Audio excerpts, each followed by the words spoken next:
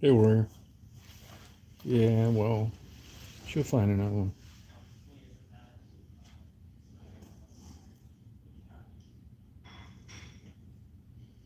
Oh, she's over there. She had to sleep in the basement. The landlord's not calling her. I'm not sure all the details. She just called me. Hey, Tassie, you'll get another one. Don't worry. Hey, Edward, I sent that. Did you get it, Tassie? Hey, Becca. Hello, Edward. Hey, Jennifer.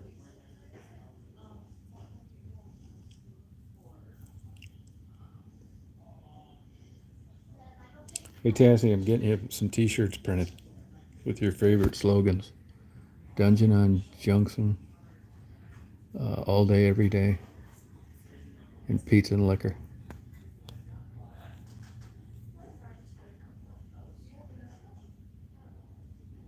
Yeah. Hey, Eliza. I'm getting 3 different ones done. Those 3 stains, all day, every day. Dungeon on Junction, and pizza and liquor. Hey, Frisky. Good, Alicia. How you doing? Just reading, checking out this Barnes& and Noble. Pretty good.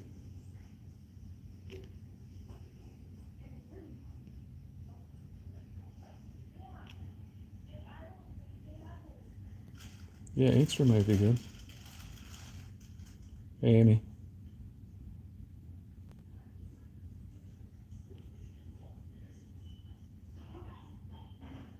Pizza and liquor.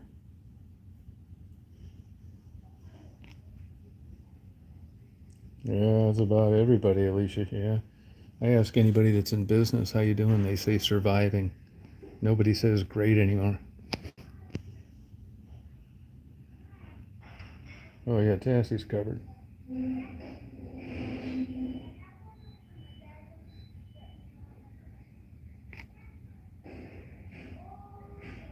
Hey, Pat, how you doing?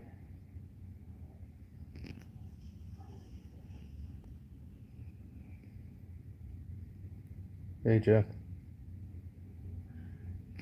Yeah, I'll tell you exactly what I did with the T-shirts. I've been gonna do this, and people don't get back with you, and blah blah blah. You go on eBay or you go on the internet, and there's a million places you can go on there and start designing and all this bullshit, and they're just such junky, cheesy T-shirts, and there's always some major hurdle, like they're limited. You can't put enough characters in. Like I could have done pizza and liquor, but I couldn't have had by Tassie Man, stuff like that, right? So every time I would do it, something kept me from finishing. So what I did was I happened to be in that like food court farmers market thing down in Saginaw, and that was a grant, as it turns out, for getting some businesses started. So good for them, and I try and help them out if I can.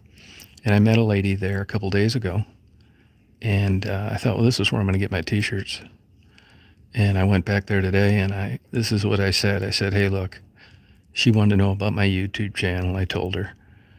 I also told her, like, Tassie and a couple other people, nobody would have known about me without them. And, I kind of told her the history of it. And I said, here's the deal. She's like a real character. And there's 3 main statements she would make all the time based on early interviews. Pizza and liquor was one. Dungeon on Junction was another. And all day, every day was another one. You guys remember that. So I said, I want to get 3 different shirts done with those quotes on them. And she said, well, what do you want to do for the design? So, not that this really matters a lot, but the lady's black. And we hit it off. And I said, let me just put it to you this way. And I hope it wouldn't insult you. And I told her what Tassie did and that she'd had a drug problem and she's overcome it. And I said, the best way I can describe Tassie as a white girl that talks like she's black. She said, I got it. She said, I got it. Glad you said that. I said, so what I want you to do is just make these shirts like you were making them for a black girl. a lot of bling. She said, I got it, man. You don't need to say another word. And that's what I did. And I wrote her a check and paid for everything up in advance. And we'll see what she comes up with. But I'm pretty confident that it's going to be better than anything I could have done. And I told her that, I'm not a micromanager. I'm not going to come in and say it's too green or not enough red or this doesn't look right. Whatever you come up with, I'm fine with. So that's what happened.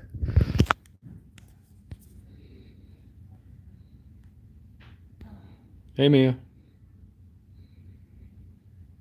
Yeah, there's super nice people there. The whole place, I love that place. Hey, Faye. Pizza and liquor. So what's what I'm going to do?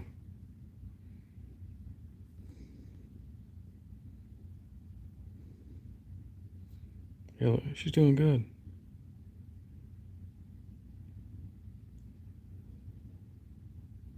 What's that, Jessica? No, there's a difference. Sorry you don't understand it.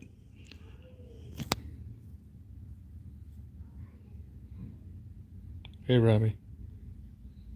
Yeah, where you been? Oh yeah, you would love it up there. I mean, the food's excellent. You saw the people I talked to the 2 times I was there, and excellent place. Good food. The food, I think the food is like super reasonable, and it's good. You can't. I don't even know where to get that stuff around here. Lebanese food, baked potato stuff like you get at a good county fair. Making bacon, homemade 5 cheese, macaroni and cheese, custom made caramel apples. Yeah, I'm not into the beads. Sweetheart lady, very nice. If you're into that stuff, I think you'd really enjoy yourself there.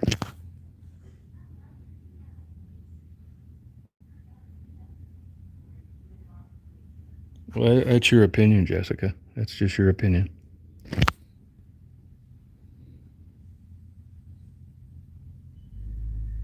Yeah, the sales. Yeah, That's exactly right, Warrior Princess. Yeah, she's a nice person too. We talked for about 20 minutes about different things. She's got a lot of balls in the air, juggling things, and she's got a mother with dementia, and a 10-year-old kid she's trying to raise, and running this T-shirt thing. We had a nice conversation.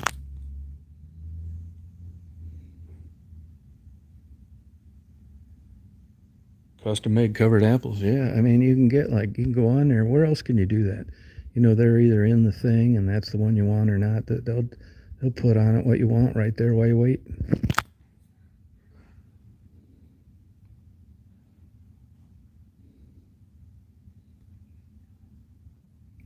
Jessica, I got my finger on the block button. I'm not going to have this dialogue with you much longer. After all, it's my impression. She understood what I meant. An order was placed. And it's really nothing you need to worry about. You got that?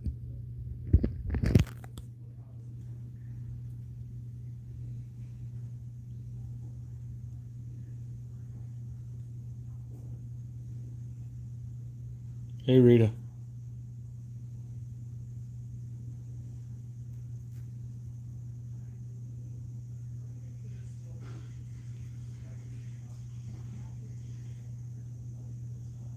I said she's a white girl sounding like a black girl. Not trying.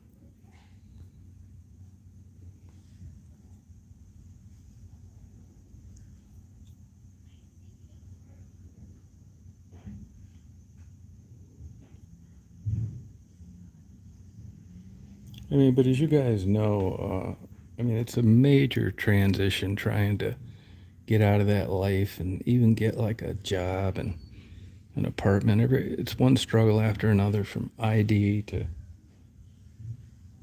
Hey, Alethea. It's just. It's a tough thing. You don't know until you've been there. Hey, KP.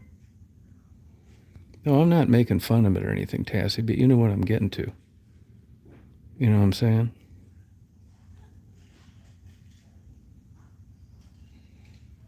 Yeah, the Maddie, I'm not really sure on the details. I know what she said. Good for her. It's Tassie kind of lives in an expensive area that's close to work. I mean, rent is crazy everywhere.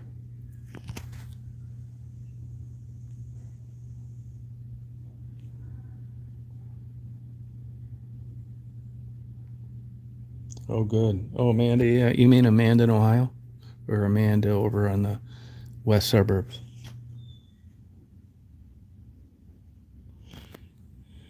And I think when I refer to this, I'm talking about Tassie's early interviews.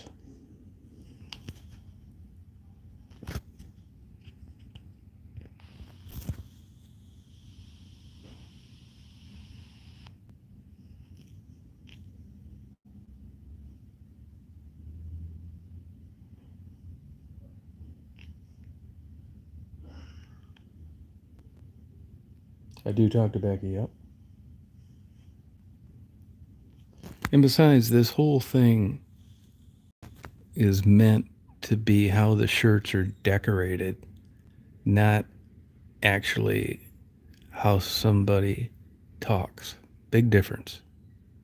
If you ever look at what Tassie wears and what she likes and her purses, that's what I'm getting at. Hey, Samantha.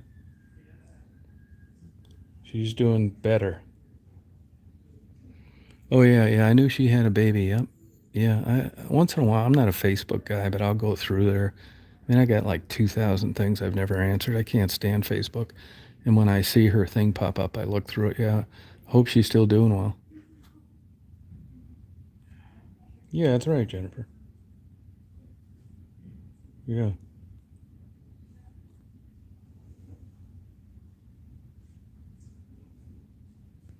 It would be like Jason Williams, the white point guard, how he talks. Let me give you some others examples. You know what I'm getting at, though.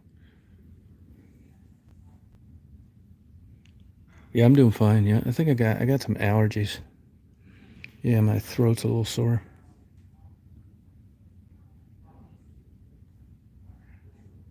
Yeah, I have a Facebook, but I never use it. You can see it, Tom Reed or Thomas Reed in West Branch, Michigan. I got like 2,000 things I never respond to. Yeah, I don't mess with it.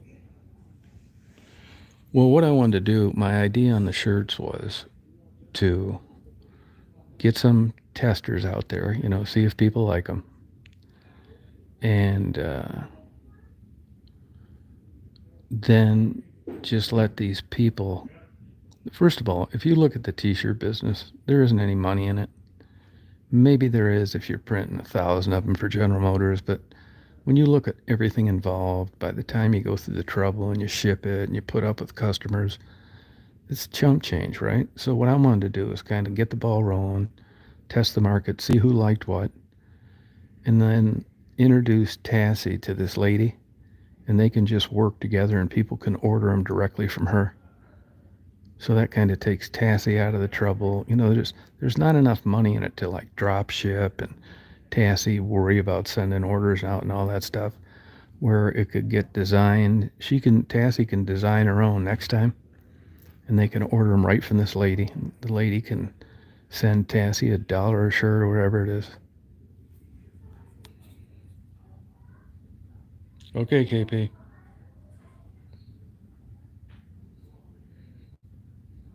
Hey, Scott. Hey, Tassie, you on here still?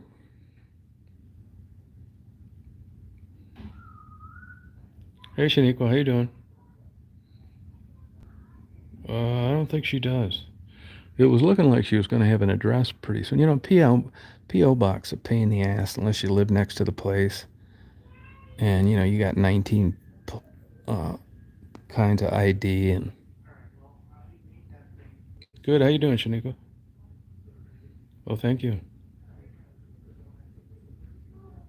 Oh yeah. Okay, Leslie. Good. Yeah, I think it's pretty easy. I think I got Zug Island photos on there, like a snow on the mountain, on the not mountains, on coal.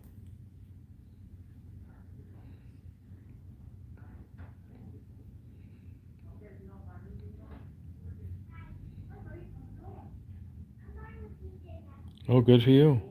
How's work going? Hey, Flower Fairy, how you doing? I took a lot of still photography today. It was a perfect day. Color and infrared.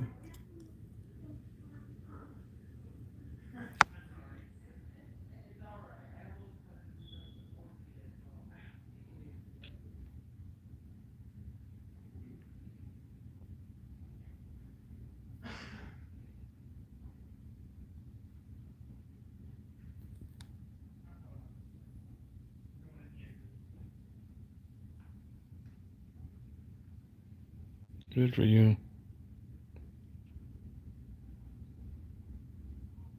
Oh yeah, I got a buddy that owns a paper company, and they can't get glue. There's a bunch of like these container shipping companies on both sides of the U.S., the East Coast and the West Coast, just parked out there because they don't have the stuff to like finish off the manufacturing process. I mean, over the summer, like, those kayaks I got, used ones were almost as much as new because they were getting top price for the new ones. They didn't have to discount them because, as it turns out, it was from the resin that they make in China. Yeah, crazy times. Yep.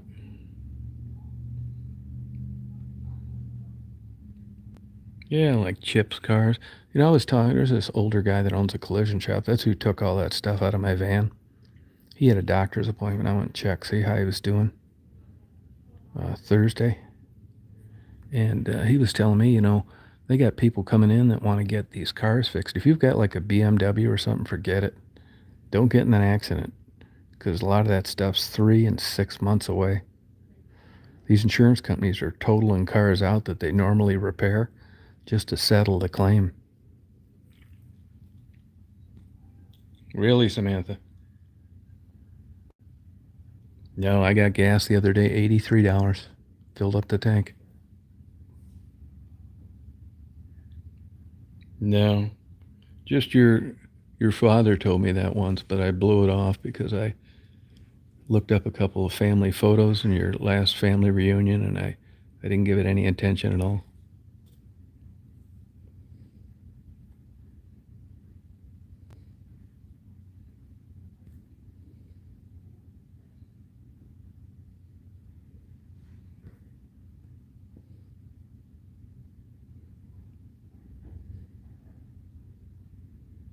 Hey, Amy.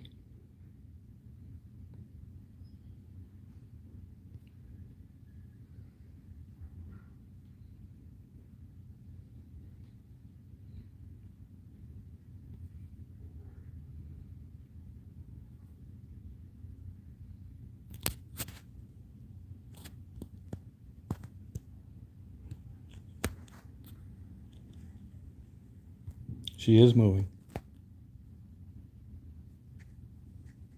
Yeah, sure did.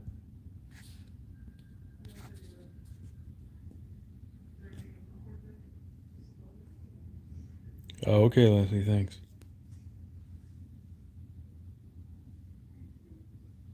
Yeah, she's talked to her today. I saw Mary actually Thursday, I think it was. Only for about 5 minutes though. I stopped at the Tribal Marina. Yeah, Barnes and Noble. Yep. Oh, okay. Daisy's great. She got a lot of exercise today, and she ran around. It's a beautiful day today. Great for photography. Great big white clouds in the air.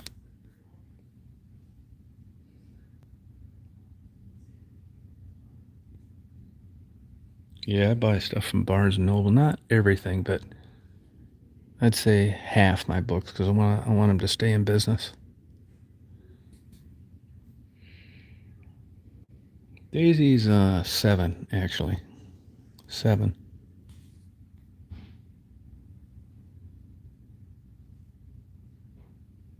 Oh, no kidding, huh? Whoa.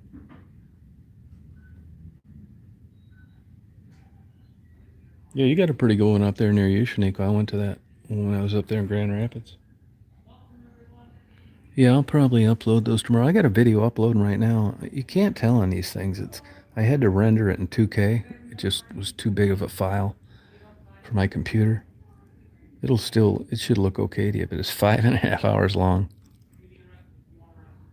No, I've had a bunch of dogs. Yeah, I've had a bunch of dogs in my life.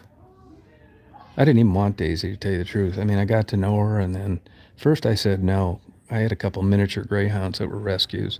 They were a pain in the ass. You get attached to them, but I was just dog free for a while, and then it was kind of nice. And then I would take Daisy for walks and stuff because an old lady had her that didn't get around too hot, and I just felt sorry for a young dog that wasn't getting out.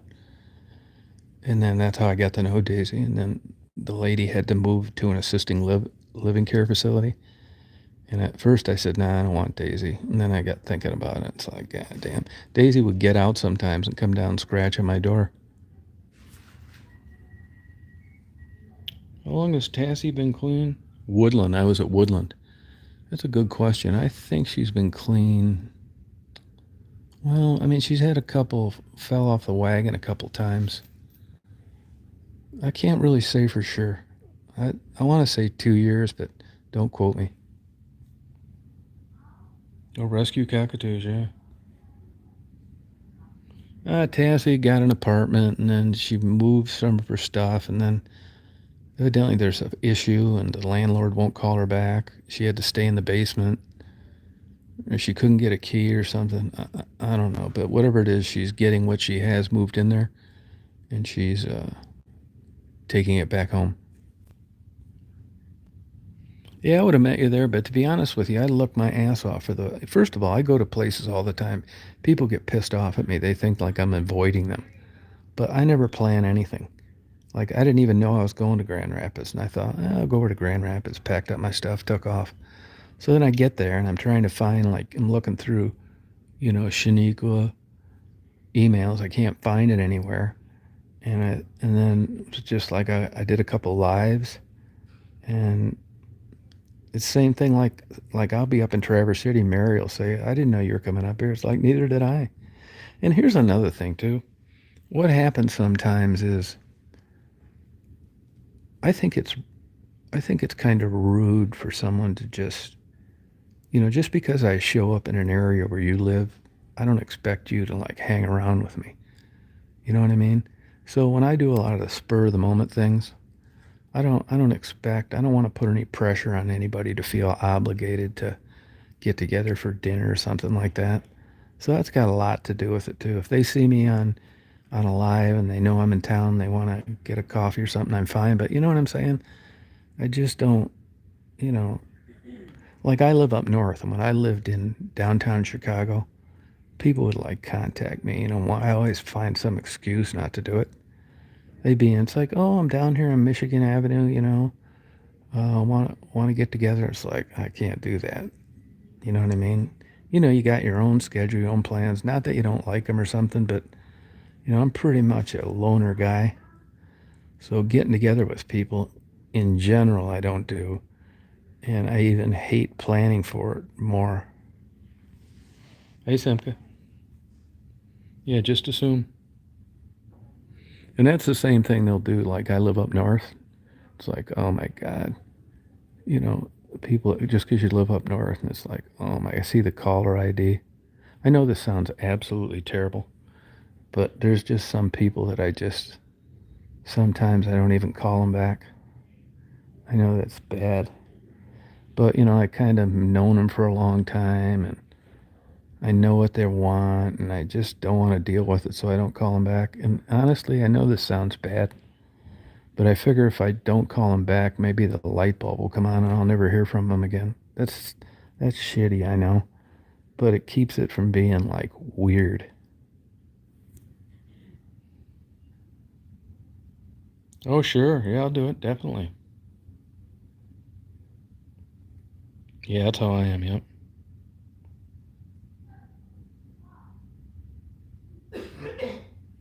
Yeah, I mean, I do that. I do that a lot. I mean, I don't know. I'm not like attached to anything. I mean, I could know somebody for 20 years and you could say something that turned me off. I'd never probably talk to you again. I've always been that way. I'm not saying it's a positive attribute,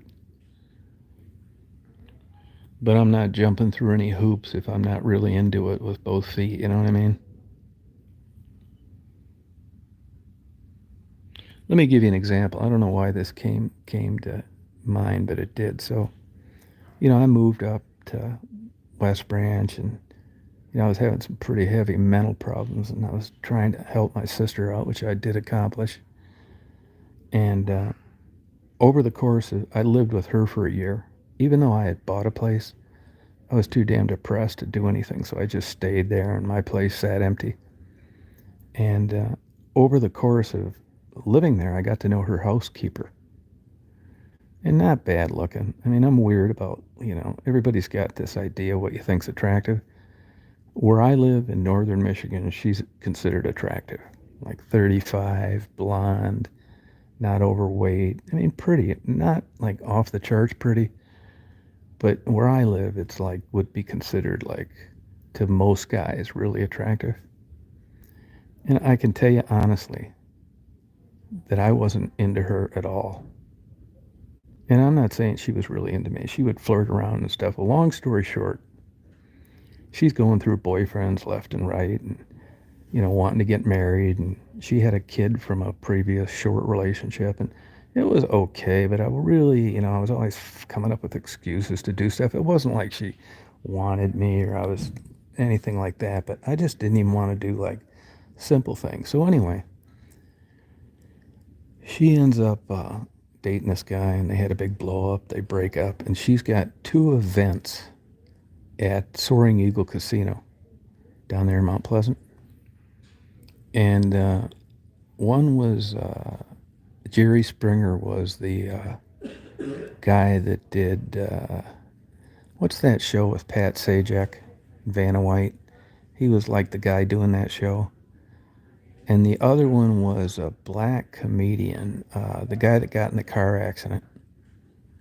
That guy. So she didn't have any other guys that she wanted to go with to this stuff. So she said, I want you to go with me to these things. I already bought the tickets. And it's like, I'm thinking, oh, God, man. Well, I didn't really want to go at all. But I thought, all right, I'll go. No big deal, right? So we went there and on both these things. And the whole time we're there, she is making these comments that, like, oh, like, I'll give you an example. I went and got some drinks and she was like standing behind me. And she keeps making these comments that, like, these people probably wonder why you're with me and this kind of bullshit. And it was just after two times of that, I'm thinking, first of all, I'm not at all interested in you. And secondly, you're not that great. I mean, you're okay, but after about like 20 comments, and I'd never given any vibe. It wasn't like if she'd have said, hey, let's date, I wouldn't have wanted to do it. And it was after about 20 comments like that during these two never ending get togethers that I was just being a good guy and going with her. I made up my mind right then. I don't really want to be friends with this girl, not even like for a lunch every 6 months.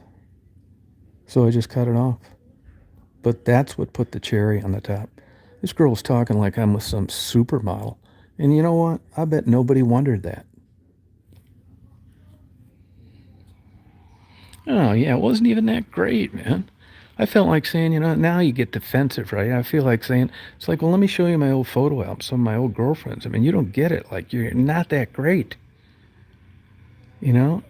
It was just finally ticked me off, but it was enough for me to think during that second deal where you turn those letters around on that TV show that I thought, man, I'm just going to kill this thing.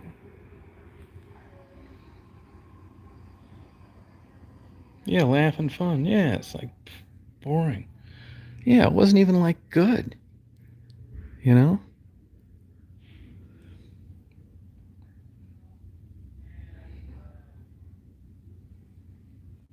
So I do that quite a bit. I'm about to do it with someone that I've known on YouTube. Again. Yeah, Wheel of Fortune. That's what it was. Wheel of Fortune. Jerry Springer is actually a good guy. When I was living in Chicago, I ran into him 2 or 3 times. He lived in the Hancock building, which is kind of in the same neighborhood I did. And I met him one time.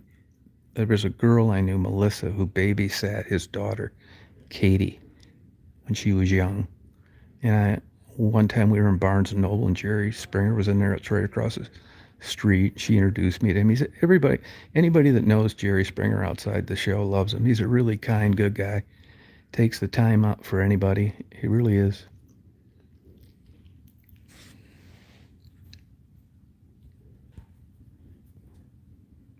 No, it's not. It's not. But I just get to a point where, I mean, honestly, it could be like a form of mental illness. I don't know, but there are certain things that like happen, and you get the same answer with the same questions, and it just gets to where I just think to myself, I'm just going to cut this off.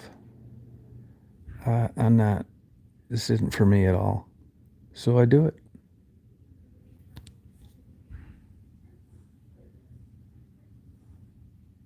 No, it wasn't Tracy Morgan. It was that other guy.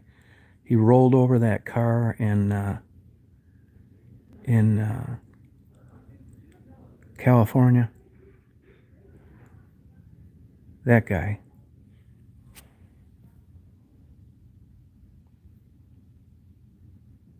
Yes, Kevin Hart. That's who it was. Kevin Hart. Yep. He was not that good. I didn't think. And I couldn't wait for that damn Wheel of Fortune to end. God damn. It seemed like I was there a week.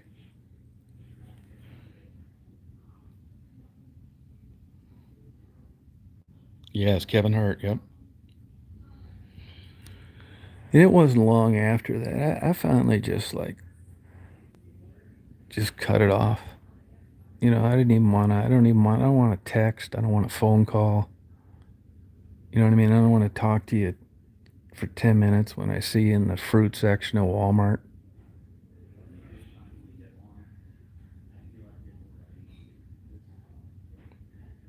Yeah, it's not like I think I'm any prize either. And like I said, I don't think she was interested. But I don't even want to be friends with her. You know, you see their name on the caller ID, and it's like, oh God, no shit, man. I just wasn't really into it. You know, and even, you know, to me, like a friendship should be. There's another guy I've known for like Simca knows about this. Let me give you an example. And there's been long periods where I quit talking to him. Real smart guy, educated Jewish guy from New York City, but he's like a neurotic Woody Allen. And there's been times where I haven't talked to him 5, 10 years, never really cut him off. Well, he wrote a book about a year ago, and I was like a main character in the book, which I didn't ask for. If he'd have asked me, I'd have said, don't do it. Because I know him well enough that it wasn't just going to be using me as a private detective as kind of the character. You know, he's not using Tom Reed, but this is what he told me. I would have said, no, please don't do that, because I knew there was going to be some big giant remnant of commenting on this or something. So sure as shit, about 6, 8, 9 months ago, he sent me a copy of the manuscript. I didn't look. I don't read books like that. I don't have an interest in fiction. I don't want to be in a book. If you want to use me as an example, you've hit rock bottom, in my opinion. But go ahead. I'm not going to complain. So I get a copy of the manuscript of the book, and I know right then there is no way in the world that I'm reading this. So I get a hold of Simca, who's Jewish. Not that you have to be Jewish to read a Jewish guy's manuscript, but there were different parts of his personality that reminded me of her, and I thought, well, she's smart, and this is someone I could trust to read this goddamn thing, make a couple corrections or whatever, and then I could just say what she said and be on with it. Well, her mother got sick, and she probably got into it and couldn't finish it. And by that time, I had already done more work on it than I thought I would, and that was taking the time to ask somebody to read it. So anyway, throughout the summer, I get emails. Have I read the book yet? I have not. So, and I'm not going to read it, but I'm not going to tell him that. So I just kind of hoping it goes away. So finally he starts getting demanding, like in emails. When am I going to get it? And I thought, you know what, screw this. So he called me about 2 or 3 weeks ago. I didn't return his phone call, and then I got an email that because I didn't return his phone call, he's assuming that the friendship's over. Yeah, you know what, it is over. Because number one, I don't want to be in a book. I don't want to read a book. I don't want to correct a book. I don't want to go back and forth. I don't care what you write in it. You can make me 200 pounds, 2,000 pounds, a full head of hair, bald, doesn't matter. I don't want to be in it. And it just got to where, it's just presumptive of somebody to think that I'm going to do this just because you decided to make me a character. So I'll probably never talk to him again, which I'm really looking forward to.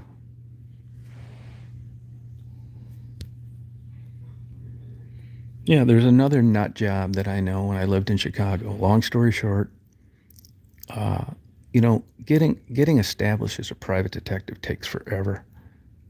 I mean, I was in yellow page listings in big cities all over, and I bet I didn't get 2 cases a year. And that was in different states: Wisconsin, Illinois, Michigan, Florida, Georgia. So you never got work from the people. So long story short, when I first started doing PI work in Chicago, I had been there 5 years. I took the first 5 years off. I didn't do anything, just screwed around. But I had set up a financing agreement with the business I sold on a 10-year note, and I thought, well, I better get moving on this because I knew how long it would take to get some clients, and it was very difficult. But anyway, I was running ads, and there's a paper there called The Reader, and anybody that needed PI. So I had this lady get a hold of me, and she was looking for a guy that she'd read about in an article in Michigan that had worked 40 years for Chrysler, never missed a day of work, and she just wanted to. It was kind of a school about old days ethics, right? Wanted to locate him so she could send him $100 for being a good guy and making her feel good. So I didn't charge her. Found out the guy had died about a year earlier. And I kind of got to know her, and there were different little things that had happened, a couple of estranged kids. Well, anyway, this lady's worth about $20 million. I mean, she's got money up the ass, but real eccentric, super controlling. Let me give you an example.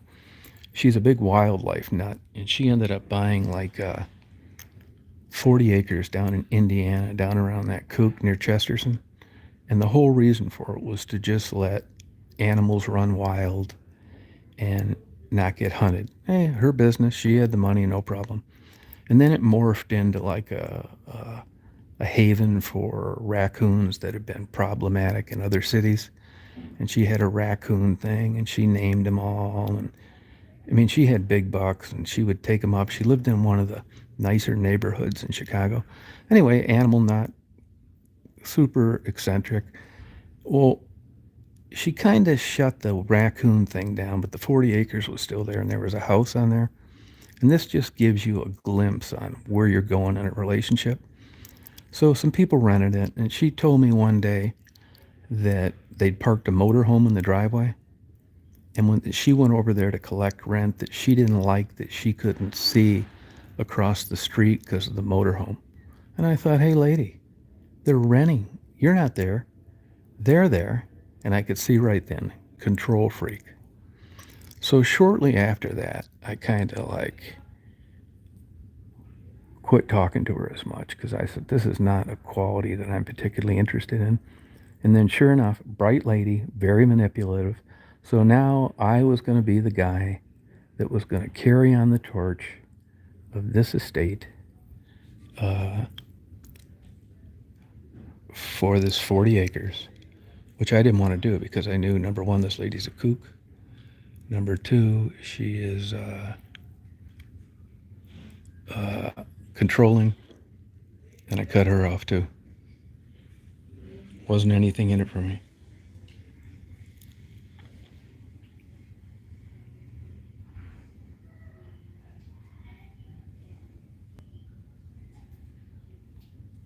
Yeah, I don't want that. First of all, I didn't want to do that. I can't imagine. I mean, if there was ever a person that came back from the dead and controlled your life from wherever they ended up, it was her. No, man, she could have said, "How about if I give you $5 million up front as your pay?" It's like, no, don't want it. No, forget it. No. So I've got about three 50-page letters since then, and now I didn't even have the decency to tell her why I didn't want to be friends with her any longer. You know why? Because it's just going to be more control, a bigger carrot, more money. Don't want to have anything to do with it.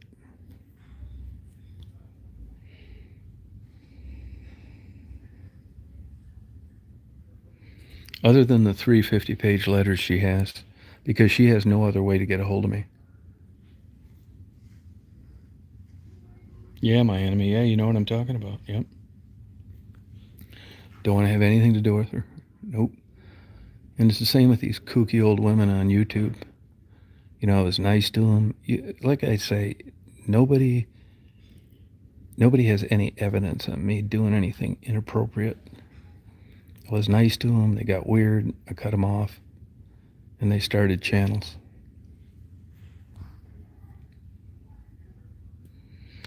Well, you know, if you look at controlling, there's a lot of ways to do it.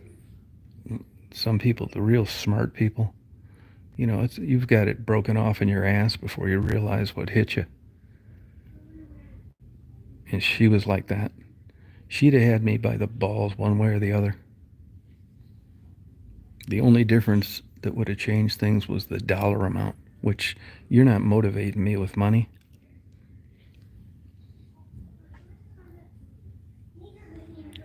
Gaslighting, yeah.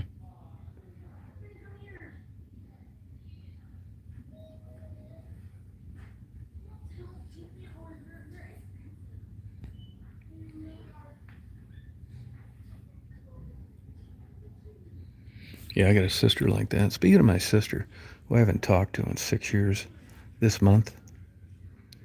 Thank you for your congratulations.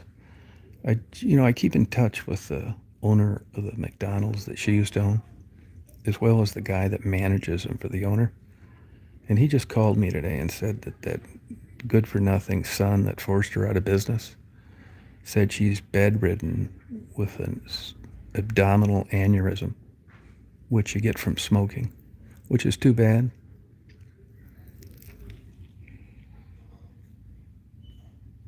Oh, Victoria.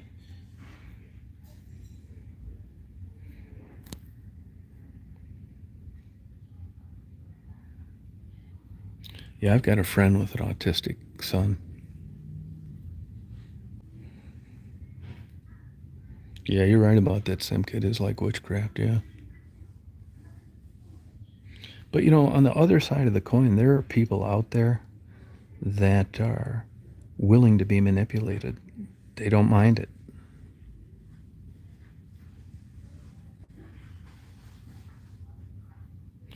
You know, it's funny you should say that, Victoria, because I was thinking today, like, I give you an example. When I first came in this Barnes and Noble, there was a young girl in like kind of like a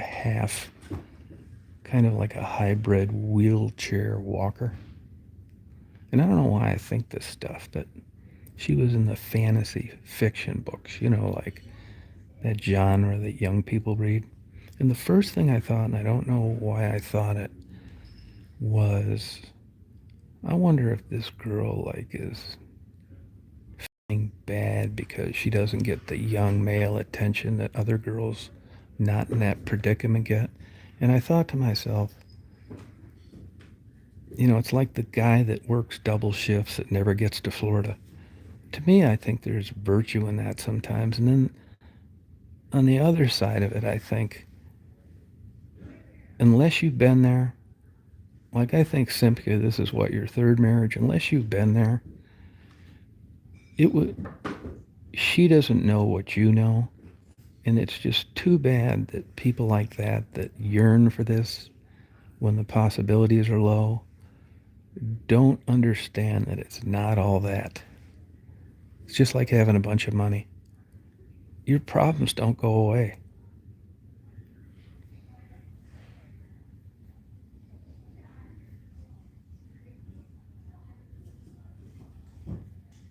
Yeah, isn't that funny how that works out, Amy?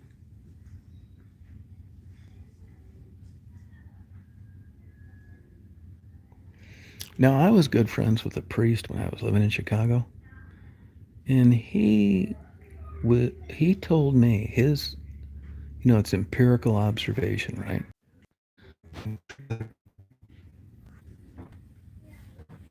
No, it doesn't. I don't know why it's buffering. I signed onto their damn Wi-Fi.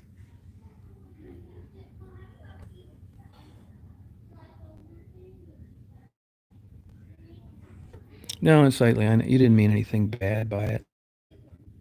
You were sorry for the additional difficulties that may occur because of that condition.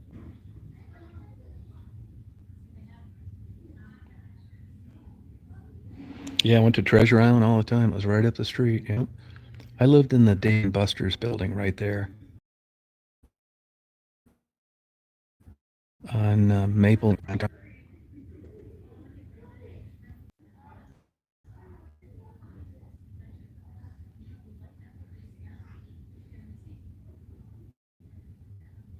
Yeah, sorry about that.